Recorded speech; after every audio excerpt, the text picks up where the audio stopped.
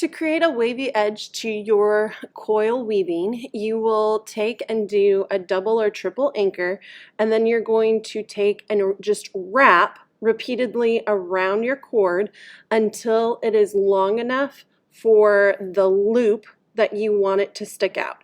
So think about where you want the next anchor to be. For me, I decided to anchor anytime my white design had a point.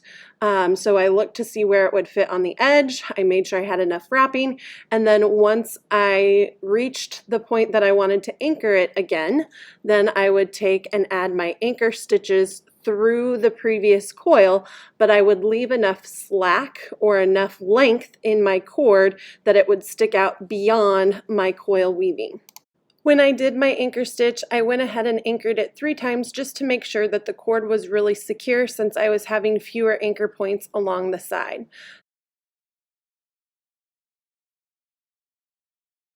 Then I repeated my process.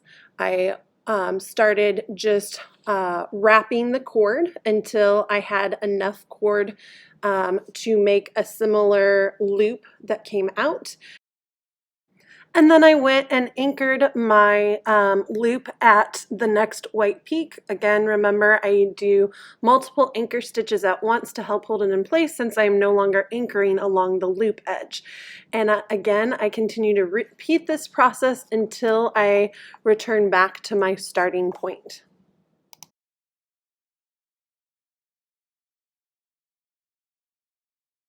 As I near my starting point, I determine how much cord I need left, and then I take my scissors and I cut my cord at a diagonal. This will help me to phase or merge my cord from the loop into my starting cord.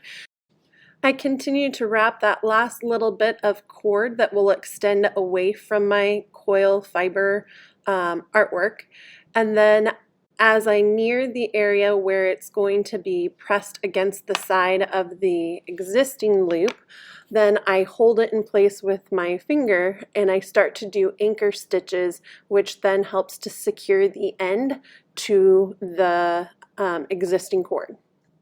You will continue to do anchor stitches until you no longer see the white of the cord showing.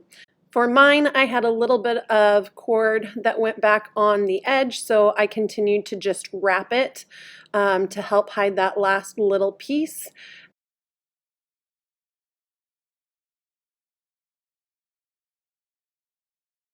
Once all of my cord is hidden, I take my needle and I slide it back through my stitches or through my thread, and I loop it a couple times. I will even tuck the needle through the loop to create a knot.